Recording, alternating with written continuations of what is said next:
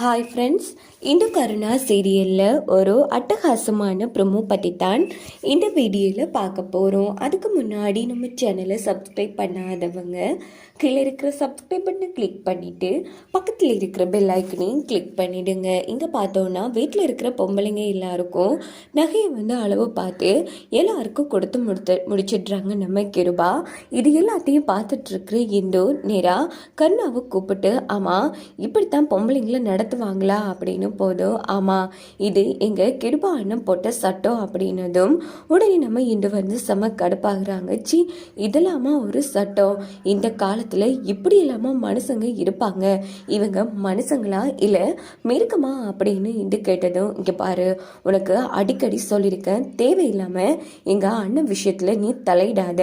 நீங்கள் வந்தையா, ஒரு வேலைக்காரி ஆட்டமாக இருந்தையா, அண்ணன் கொடுக்குற 10 லட்சம் ரூபா பணத்தை வாங்கிட்டு இந்த வீட்டை விட்டு போன மாதிரி இருக்கணும். இப்படி தேவையில்லாத விஷயங்கள் எல்லாம் மூக்கு நுழைச்சி தேவையில்லாத பேச்செல்லாம் வச்சுக்காத அப்படின்னதும், ஆமாம் ஆமாம், இதுக்கு மட்டும் உனக்கு ரோசம் பொத்திட்டு வந்துடும் பாரு, என்ன குடும்பமோ தெரியல அப்படின்னதும், இங்கே பார்த்தோன்னா கிருபா கருணா என்ன சொல்கிறா உன் பொண்டாட்டி அப்படின்னதும், இல்லைன்னு அவன் நீங்கள் சொன்ன வேலைகள் எல்லாத்தையும் முடிச்சிட்டா அப்படின்னதும், ஓஹோ அப்படியா, சரி பலகாரம்லாம் சுட்டாச்சா அப்படின்னதும், ஆமாண்ணே எல்லாமே முடிஞ்சிருச்சு அப்படின்னதும், சரி இன்னும் கொஞ்ச நேரத்தால் மாப்பிள்ளை வீட்டுக்காரங்க வந்துடுவாங்க, இந்த வீட்டு வேலைக்காரி கூட கொஞ்சம் சிறப்பாக தான் இருக்கணும், அதனால போங்க நீங்களும் ரெடி ஆகிட்டு வாங்க அப்படின்னதும், சரிண்ணா அப்படின்னுட்டு இந்துவும் கருணாவும் கிளம்பிடுறாங்க. இந்த பக்கம் பார்த்தோன்னா, சே மாமா நமக்கு நகை கொடுப்பாருன்னு பார்த்தோமா, ஆனால் ஒரு குண்டுமணி கூட கொடுக்க இல்லை பாத்தியா அப்படின்னு போது, ஏண்டி நீ மட்டும் கருணாவை கல்யாணம் பண்ணி இந்த வீட்டுக்கு மருமகளாக வந்திருக்க, கண்டிப்பாக அவர் உனக்கான நகையை கொடுத்துருப்பாரு அப்படின்னதும், ஆமால கூடிய சீக்கிரமே இந்த இந்துவை விரட்டி அடிச்சுட்டு நான் எடுக்கிறேம்மா அப்படிங்கிறாங்க. இந்த பக்கம் பார்த்தோன்னா நம்ம இன்று வீட்டை விட்டு போகாமல் எப்படியாச்சும் சித்ராவை பார்த்துட்டு போகணும் அப்படின்னும் போது, இங்கே பார்த்தோன்னா நம்ம போனால் என்ன பண்ணுறாங்கன்னா நேராக சித்ரா ரூமுக்கு வராங்க. ஓஹோ, இந்த புடவை தான் கட்ட போறியா, ரொம்ப நல்லா இருக்கு அப்படின்னும் போது, சரி நீ கொஞ்சம் வெளியில் இரு அப்படின்னு தாப்பால் போட்டுடுறாங்க சித்ரா. அப்படின்னு பார்த்து கொஞ்சம் நேரம் கழிச்சு போன கதவை தட்டினதும் சித்ரா கதவை திறக்காமல் இருக்காங்க. உடனே அந்த இடத்துக்கு நம்ம இந்துவும் கருணாவும் கதவை உடைச்சிட்டு உள்ளே போகிறாங்க. பார்த்தா இதை சித்ரா நிலைமையை பார்த்தா 3 பேரும் அதிர்ச்சி ஆகிறாங்க.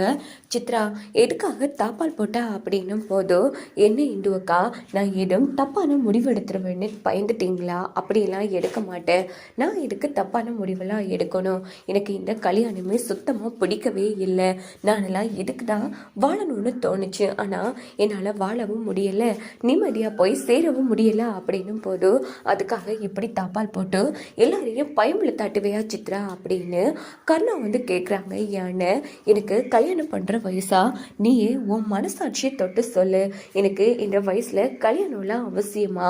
நான் ஆசைப்பட்ட விஷயங்கள் தான் நடக்க விடாமல் பண்ணிட்டாங்க, அட்லீஸ்ட் ஆசைப்படாமல் இருக்கிறதே ஆச்சும் நடத்தாமல் விட்டுறலாம்ல, இப்படி கட்டாயப்படுத்தி கல்யாணம் பண்ணி வைக்க பார்க்காங்கன்னு, அதுக்கப்புறமா என் வாழ்க்கை நல்லா இருக்கும்னு நினைக்கிறீங்களாங்கிற மாதிரி சித்ரா ரொம்ப ஃபீல் பண்ணி அழுதுட்ருக்காங்க.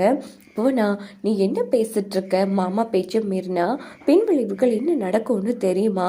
இங்கே பாரு, தேவையில்லாமல் பேசிட்டு இருக்காத, இன்னும் கொஞ்ச நேரத்தால் மாப்பிள்ளை வீட்டுக்காரங்க வந்துடுவாங்க, நீ திடீர்னு தாப்பால் போட்டதோ நான் எவ்வளோ பயந்துட்டேன் தெரியுமா?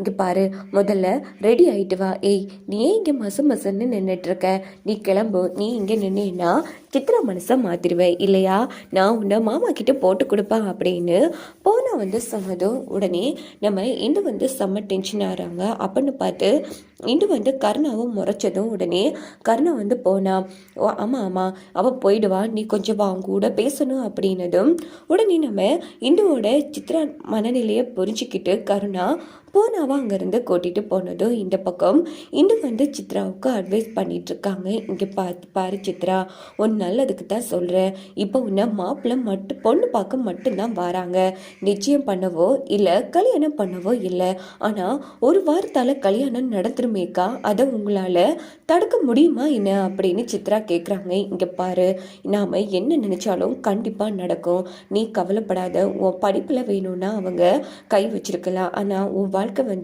நீ ஆசைப்பட்ட மாதிரி தான் அமையும். அதனால் நீ இப்போ எதை பற்றியும் யோசிக்காமல் ரெடி ஆகிட்டு வா, உன் பக்கம் நான் இருக்கேன் அப்படின்னு போதும். அக்கா, நீங்கள் இருக்கிற நம்பிக்கையில் தான் எனக்கு இத்தனோட தைரியம் இருக்குது, இல்லைன்னா நீங்கள் எல்லாரும் நினச்ச மாதிரி நான் இப்போவே போய் சேர்ந்துருப்பேன் அப்படின்னு போதும். அடிச்சேன்னா இனி இப்படிலாம் பேசாத சித்ரா, ரெடி ஆகிக்கோ அப்படின்னுட்டு இந்துவும் அங்கேருந்து கிளம்பிடுறாங்க. மாப்பிள்ளை வீட்டுக்காரங்க வந்ததும் இங்கே பார்த்தோன்னா மாப்பிள்ளை வீட்டுக்காரங்களோட பேசிட்டு இருக்காங்க கருணா. இங்கே பாருங்க, எங்கள் பொண்ணு படிக்க மாட்டாங்கிற மாதிரி சொன்னதும், சம்மந்தி, எங்களுக்கு படிக்காத பொண்ணு தான் வேணும், பொண்ணுக்கு எப்போவுமே நமக்கு கீழே அடிமையாக தான் இருக்கணும், அதனால் படிப்பெல்லாம் எங்களுக்கு ஒரு விஷயமே இல்லை, ஏன்னா அவளுங்க படித்தாளுங்கன்னா நமக்கு மேலே தலைக்கு மேலே நின்று ஆடுவாளுங்க அப்படின்னதும், சூப்பர் சம்மந்தி, இப்படி ஒரு வாழ்க்கை தான் என் பொண்ணுக்கு அமைச்சு கொடுக்கணும்னு ஆசைப்பட்டேங்கிற மாதிரி கிருபா சொன்னதும், உடனே நம்ம மாப்பிள்ளையும் ஆமாங்க, எனக்கு அப்படியான பொண்ணுங்கள் தான் தேவை அப்படிங்கிறாங்க, விளங்கிடுங்கிற மாதிரி இது செம்ம டென்ஷன் ஆகுறாங்க. என்ன மாசம் மாசம்னு நின்றுட்டு இருக்க, போய் பொண்ணு கூட்டிட்டு வா அப்படின்னு கிருபா சொல்றாங்க அவங்க ஒய்ஃப் கிட்ட. நேராக அவங்களும் போறாங்க. சித்ரா அழுதுட்டு இருக்காங்க. சித்ரா, இப்படியே கண்ணீர் வடிச்சிட்டு இருந்தேன்னா உன் அப்பாவை பற்றி தெரியும்ல, நீ பாட்டுக்கு சும்மா இருப்பா, ஆனால் உன் அப்பா என் கதையை முடிச்சிருவாரு, வாமா கண்ணை துடைச்சிட்டு வா அப்படின்னதும் சித்ராவும் கண்ணை துடைச்சிட்டு வராங்க. பொண்ணு பார்த்ததும் மாப்பிள்ளைக்கு ரொம்ப பிடிச்சி போயிடுது. ஸோ எல்லாருக்கும் கோவி கொடுத்து முடிச்சிடுறாங்க. சரி, நான் உள்ளே போகட்டுமா அப்படின்னதும் உடனே அந்த இடத்துல நம்ம மாப்பிள்ளையோட அம்மா என்னம்மா அவசரம், இருமா, ஆமாம் எங்கள் பையனை உனக்கு பிடிச்சிருக்கா அப்படின்னும் போது சித்ரா அமைதியாக இருக்காங்க. என் பொண்ணு என் பேச்சு மீற மாட்டா, அவள் அமைதியே சொல்ல இல்லையா, மாப்பிள்ளை அவளுக்கு ரொம்ப பிடிச்சிருக்கு அப்படின்னதும் உடனே மாப்பிள்ளையும் எனக்கும் பொண்ணு ரொம்ப பிடிச்சிருக்கு அப்படிங்கிறாங்க.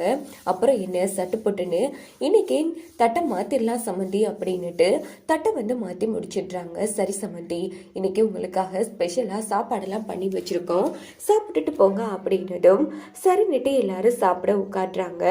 இந்த பக்கம் பார்த்தோம்னா நம்ம இந்து கூப்பிடுறாங்க. ஆமா, இந்த பொண்ணு யாரு அப்படின்னதும், அவளா எங்க வீட்டோட வேலைக்காரி அப்படிங்கிறாங்க நம்ம கிருபா. இதை கேட்டதும் நம்ம கருணா ரொம்ப ஃபீல் பண்ணிக்கிறாங்க. அதுக்கப்புறமா பார்த்தோம்னா இந்து எல்லாருக்கும் சாப்பாடு பரிமாறுறாங்க. எல்லாரும் சாப்பாடு சாப்பிடும் போதே, ஆஹா, இப்படி ஒரு விருந்து சாப்பிட்டு ரொம்ப நாளாச்சு சம்மந்தி, உண்மையிலேயே ரொம்ப அருமையா இருக்கு, உங்க வேலைக்காரி ரொம்ப அற்புதமா சமைச்சிருக்கா அப்படின்னதும் நம்ம கருணாவை தான் இந்து பார்க்குறாங்க. ஏன்னா கருணா தான் சமைச்சிருப்பாங்க இல்லையா, அதனால ஆமா ஆமா அப்படியா, எங்க வேலைக்காரி கைப்பக்குவா அப்படின்னு நம்ம திவாகர் குத்தி காமிக்கிறாங்க. அதுக்கப்புறமா பார்த்தோம்னா அவங்களும் நல்லபடியாக சாப்பிட்டு முடிச்சுட்டு, சரி சம்மந்தி, இனி நாம கல்யாணத்துக்கான வேலைகளை பார்ப்போம், நாங்கள் கிளம்புறோம் அப்படின்னுட்டு அவங்களும் அங்கேருந்து கிளம்பிடுறாங்க. பரவாயில்லையே, சாப்பாடுல அசத்திட்டேன், சரி என்ன பண்ணுறது, உனக்கான தண்டனை நான் குறைச்சிக்கிறேன், இங்கே பாரு, இப்படியே எல்லா சாப்பாடும் வீடெல்லாம் சுத்தமாக இருக்கணும், ஒழுங்கான வேலைக்காரியாக நடந்துக்கணும், புரியுதா அப்படின்னதும் இந்து முறைக்கிறாங்க. ஏய், என்ன முறைக்கிற அப்படின்னு திவாகர் கேட்டதும் உடனே கர்ணா அவ ரொம்ப நேரமாக வேலை செஞ்சாலன்னா அதான் கொஞ்சம் டயர்டாக இருக்கா, அவன் மூஞ்சியா அப்படித்தான் அப்படின்னதும், சரி சரி, இப்போ நீ கிளம்பலாம், இப்போ வேலை இல்லை, வேலைன்னா நானே கூப்பிடுறேன் அப்படின்னு கிருபா சொன்னதும் இந்து கிளம்பிடுறாங்க. இந்த பக்கம் பார்த்தோன்னா இந்து ரொம்ப ஃபீல் பண்ணிட்டு இருக்காங்க. அப்போ கர்ணா வராங்க. என்ன ஆச்சு, சித்ரா வாழ்க்கையை நினைச்சு உனக்கு கொஞ்சம் கூட கவலையே இல்லையா அப்படின்னதும், இங்கே பாரு, அதெல்லாம் யோசிக்க டைம் இல்லை, கிருபான்னு ஒரு முடிவு எடுத்துருச்சுன்னு சொன்னால் அந்த முடிவில் எந்த ஒரு மாற்றமும் கிடையாது அப்படின்னு நம்ம கருணா சொல்லிட்டு அங்கேருந்து கிளம்புறாங்க. இந்த பக்கம் பார்த்தோன்னா நம்ம இந்துவுக்கு நேராக ஜெயந்தி ஃபோன் அடிக்கிறாங்க. உடனே இந்து என்னக்கா அங்கேருந்து ஃபோன் அடிக்கிறீங்க, பின்ன உன்னை பார்த்து பேசுனா என் பின் விளைவுகள் என்ன ஆகும்னு தெரியும்ல இந்து உனக்கு அப்படின்னதும், சரிக்கா சொல்லுங்க என்ன விஷயம் இந்து, உண்மையிலேயே நீ கொடுத்து வச்சவாமா அப்படின்னு சொல்கிறாங்க ஜெயந்தி. ஏக்கா ஏன் அப்படி சொல்கிறீங்க, இந்த வீட்டுக்கு நான் மருமகளாக வந்ததா, ஐயோ நான் காட்டுக்குள்ளே மிருகங்களுக்கு கூட வாழ்ந்துடலாம், ஆனால் இந்த வீட்டுக்குள்ளே இப்படிப்பட்ட ஆம்பளைங்க கூட இருக்கவே முடியாதேக்கா அப்படின்னு போதும். ஐயோ இந்து, நான் அதை சொல்ல இல்லை, நீ நினைக்கிற மாதிரி ஒன்றும் கருணா அவ்வளோ மோசமானவன் கிடையாது, யோசிச்சு பாரு, என் புருஷன் மாதிரி கிருபா மாதிரி ஆம்பளைங்கன்னா நீ இப்படி இருந்திருப்பியா சொல்லு, நீ காட்டுற திமிருக்கு இந்நேரம் உன்னை அடிச்சு ஒன்றும் இல்லைன்னு பண்ணி இருக்கணும். ஆனால் கருணா வந்து ரொம்பவே பாசக்காரமா, அடுத்தவங்களுக்கு உதவி செய்கிறதுல வள்ளல். அவன் மட்டும் கோடீஸ்வரனா இருந்தால் இந்த ஊரில் ஏழுங்களே இருக்க முடியாதுமா. அப்படி ஒரு தங்கமான பையன். ஒன்று தெரியுமா, எல்லா வேலைகளையும் நீ சரியாக பண்ணலைன்னு இழுத்து போட்டு பண்ணிட்டு இருந்தானே, அது ஒன்றும் உன் மேலே இருக்கிற கோபத்திலேயோ இல்லை நீ சரியாக பண்ண இல்லைங்கிற ஆதங்கத்திலேயோ கிடையாது. நீ கஷ்டப்படுறத அவனால் பார்க்க முடியல. நம்ம பொண்டாட்டி கஷ்டப்படக்கூடா, நாம் உதவியாக இருக்கணும்னு தான் அவன் அத்தனை வேலைகளையும் இழுத்து போட்டு பண்ணிட்டு இருந்தான். ஒரு நாள் கூட பாத்திரமே தூக்குனதே கிடையாது. ஏன் சமைச்சு சொந்தமாக சாப்பிட்டதும் கிடையாது. ஆனால் உனக்காக சமைச்சா. ஏன் தெரியுமா, நீ கஷ்டப்படக்கூடாதுங்கிறதுக்காக. இப்படி ஒரு ஹஸ்பண்ட் யாருக்குமா கிடைக்கும்? ஒவ்வொரு பொண்ணும் ஹஸ்பண்ட் வந்து நமக்கு துணையாக இருக்கணும், உதவியாக இருக்கணும்னு தான் நினைப்பாங்க. ஆனால் நீ கொஞ்சம் கூட கஷ்டப்படக்கூடாதுன்னு தான் அவன் அத்தனை உதவியை உனக்கு செஞ்சு முடிச்சான். எங்க யோசிச்சு பாரு நீயே அப்படின்னும் போது இது வந்து யோசிக்கிறாங்க. அதனால் கருணா ரொம்ப நல்லவம்மா, இன்னும் 1 மாதத்தால் பணம் கிடைச்சதோ நீ வீட்டை விட்டு போகிறேன்னு சொன்ன. ஆனால் தயவு பண்ணி வீட்டை விட்டு போயிடாத இந்து. ஏன்னா நம்ம கருணா மாதிரி ஒரு ஹஸ்பண்ட் கிடைக்க நீ கொடுத்து வச்சிருக்கணுமா. நான் சொல்கிறதெல்லாம் சொல்லிட்டேன் அப்படின்னுட்டு ஜெயந்தி வந்து ஃபோனை வச்சதும் இந்த பக்கம் இந்து வந்து நம்ம கருணா தனக்கு பண்ண உதவிகளை நினச்சி பார்க்குறாங்க. இவன் நல்லவனா கெட்டவனா ஒன்றுமே புரியலையே, சரி போக போக பார்க்கலாங்கிற மாதிரி இந்து வந்து யோசிக்கிறாங்க. இந்த பக்கம் பார்த்தோம் நம்ம திவாகர் என்ன பண்றாங்கன்னா இந்துவை வர சொல்றாங்க. இங்க பாரு, அழுக்கு துணியெல்லாம் இருக்கு, எல்லாத்தையும் கழுவி போடு அப்படின்னதும், இங்க பாருங்க நான் வேலைக்காரி தான் இல்லைன்னு சொல்லல, உங்க இஷ்டத்துக்கெல்லாம் உங்க வேலையை பார்க்கறதுக்கு ஒன்று நான் வரையில அப்படின்னதும், என்ன நீ எதிர்த்து பேசுறேங்கிற மாதிரி திவாகர் அந்த இடத்துல இந்து கிட்ட சத்தம் போடுறாங்க. இதோட பார்த்தோன்னா